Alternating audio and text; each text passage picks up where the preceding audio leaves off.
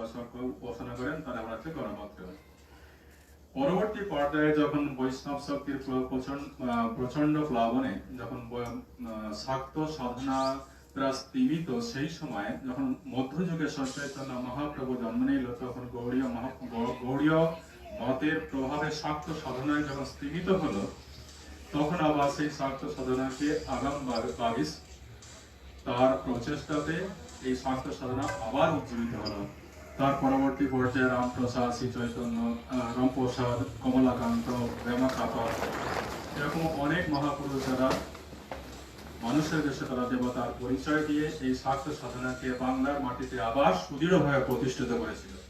কিন্তু পরবর্তী পর্যায়ে দেখা গেল যে বৈষ্ণব সাধনা, বৈষ্ণব শক্তির এত প্রভাব আজকে বর্তমান পাশ্চাত্যে, যে এই শাক্ত সাধনা বা শৈব সাধনা বা গণপত্য এবং শক্তি সাধনা, এগুলো সমস্ত স্থগিত হয়ে আসছে। এবং পুরো নিউ ইয়ার পাশে ভাবছে যে আজকে একাদশী মানে রাইস খেতে নেই, শুধুমাত্র কৃষ্ণের উপাসনা করতে হবে। এটা ভুল করছে যে আজকে যে একাদশী যেটা রয়েছে সেটা যারা শাক্ত সাধনার ক্ষেত্রে একাদশী পালন করতে, সেটাই বলছি না, কিন্তু শাক্ত সাধনা, শৈর সাধনা আর গণপত্য সাধনার মধ্যে দিয়ে সেখানে যে রাইস খেতে যদি মাকে যদি প্রসাদ যদি না দেওয়া হয়, তাহলে নিজে প্রসাদ নেবে কি করে? অর্থাৎ মা আজকে বিশেষ দিনে এসেছে, তাকে আমাদের প্রসাদ দিতেই হবে। যারা শাক্ত, যারা শৈব, যারা গণপত্য, এরা কিন্তু বাধ্য নয় যে বৈষ্ণব সাধনাকে, বৈষ্ণব যে মত সেই মতকে গ্রহণ করা। অর্থাৎ এখানে পাশ্চাত্যে আমি বলছি, যারা নাম বলাটা ভুল হবে হয়তো, নাই বলছি আর কি, তারা এমন ভাবে এই বৈষ্ণব ধর্ম, বৈষ্ণব মতকে এমন ভাবে প্রতিষ্ঠিত করতে চাইছে যেন বৈষ্ণবী হচ্ছে আমাদের সনাতন ধর্ম। কিন্তু সনাতন ধর্ম হচ্ছে একটা সমষ্টি ধর্ম, এটা বুঝতে তারা বোঝাতে ভুল করছে। দেখুন, নিউ ইয়র্কে ফিলাডেলফিয়াতে কোন একটা মানুষ এলো ইন্ডিয়া থেকে, যিনি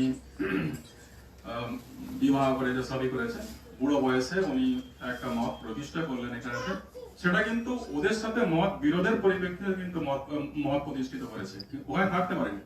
গৌড়ীয় মঠের সাথে, গৌড়ীয় মতবাদের সাথে আর একটা মত যখন মতের বিরোধ হলো, উনি বেরিয়ে এলো, এসে ফিলাডেলফিয়াতে নতুন ভাবে যেটা সাধারণ মানে যে মতটা প্রতিষ্ঠিত করতে চাইছে, সেটা হচ্ছে আমরাই আমাদের ভাষায় বলা হয় সাদা শাস্ত্র। তো সেই সাদা শাস্ত্রের প্রভাবে আমরা বাধ্য নই যে আমাদের ওইটাই বৈষ্ণব ধর্মকে সবাই মানতে হবে। আমরা শ্রদ্ধা করি, সবাইকে আমরা বলতে পারি, কিন্তু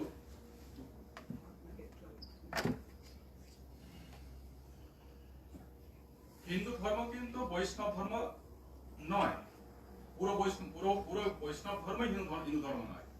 হিন্দু ধর্ম, সনাতন ধর্ম কিন্তু একটা সমষ্টি ধর্ম। সেই জন্য দেখুন না, সমস্ত পূজা করি, আমাদের বহু ধর্মে বহু দেবতার আমাদের পূজা করার কথা বলা হয়েছে। তাই আজকে আমি যেটা বলতে চাইছি, যেটা এত বেশি বিভ্রান্ত, এত বেশি মতামতের বিভ্রান্ত করা হচ্ছে, যেন বৈষ্ণব ধর্মটাই আমাদের ধর্ম। যারা বৈষ্ণবরা পালন করছে তাদের প্রতি আমার বিরোধী নেই, তাদের সশ্রদ্ধা সম্মান জানিয়ে বলছি যে অন্য মানুষ যদি তারা ভাত খায়, মানে রাইস খায়, তাদের কোনো অসুবিধা নেই। কারণ তারা হয়তো শাক্ত, তারা হয়তো শিবের সাধনা করেন, তারা হয়তো তারা মায়ের সাধনা করেন, মহাশক্তির সাধনা করেন, সূর্যের সাধনা করেন। সূর্যকে রাইস না দিয়ে তাকে প্রসাদ দেওয়া যায় না, মাকেও তাই তো, অন্নপূর্ণা মায়ের নিজেই অন্নপূর্ণা। সুতরাং আপনারা মানতে বাধ্য নন যে আজকে ভাত খাওয়া যাবে না একাদশী দিনে। এটা আপনাদের ভ্রান্ত ধারণা, মানে ভ্রান্ত আপনাদের ধারণা নয়। সাদা শাস্ত্র জোর করে এমন ভাবে প্রেসারাইজিং করছে যে শাক্ত সাধনা, শৈব সাধনা, সৌর সাধনা এবং গণপত্য সাধনা কোণঠাসা। তাই আজকে যারা পাশ্চাত্যে রয়েছেন, তারা বেছে নেবেন যে কোনটা আপনারা, তো কোন পথে আপনারা যাচ্ছেন। আপনারা যাচ্ছেন কি বৈষ্ণব সাধনা করতে চাইছেন, না শাক্ত সাধনা করতে চাইছেন, না হিন্দু সমষ্টি সনাতন ধর্মের সমষ্টি রূপকে পূজা করতে চাইছেন। কারণ ভগবানের রূপ তার বিভিন্ন, তাই ব্রহ্মণ ঋত রূপ পরিকল্পনা, এটা শাস্ত্রে বলা হয়েছে। মানে ব্রহ্ম এক, তার বিভিন্ন রূপে মানুষ তার সাধনা করছে। তাই আজকে আপনারা যে প্রশ্নটা আমি বলছেন যে আজকে ভাত খাওয়া যাবে কি না যাবে না, নিশ্চয়ই খাওয়া যাবে, কেন খাওয়া যাবে? আমি তো বৈষ্ণব নন, আমি তো বৈষ্ণব না। এখানে আমাদের হিন্দু সমাজে একটা কথা কি, এটা যদি ভাত খাইলে অন্য খাইলে কতখানি পাপ, একেবারে গোটা গোটা ভাত মানে একটা ভাত ওরা দেখুন, আমাকে আজকে আমার লাইভ চলছে, যদি কেউ আমাকে দেখাতে চান, আমাকে যদি কেউ দেখিয়ে দিতে পারেন যে হ্যাঁ আমাদের শাস্ত্রে যেটা মত, যেটা আদি যে শ্রী চৈতন্য মহাপ্রভুর যে মত, সেটা হচ্ছে গৌড়ীয় মঠ।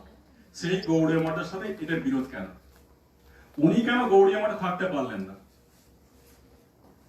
প্রশ্নটা হচ্ছে আমার এই। কিন্তু আদি যে গৌড়ীয় মঠ, শ্রী চৈতন্য মহাপ্রভুর যে মতামত, তাদের মধ্যে এইসব চিন্তা ভাবনা ছিল না।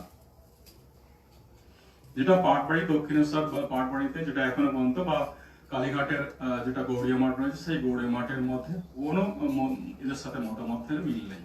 তাই এখানেতে ভাত আপনারা নিশ্চয়ই খেতে পারেন, কারণ ভাত রাইস, শ্রী চৈতন্য মহাপ্রভু বাঙালির মাটিতেই জন্ম নিয়েছিল, আর উনি ভেত বাঙালি ছিল। এ নয় যে ভাত খাওয়া বন্ধ, ভাত খেতে উনি। আর যাই হোক, এটা নিয়ে বিতর্ক করার প্রশ্ন নেই। আপনারা যারা সবাই তো বৈষ্ণব নন, শুধু এখানে রাইস খেতে পারেন, কোনো অসুবিধা নেই, কোনো ভুল নেই। আমাদের গুরুদেব বলছে একজন উপবাস থাকি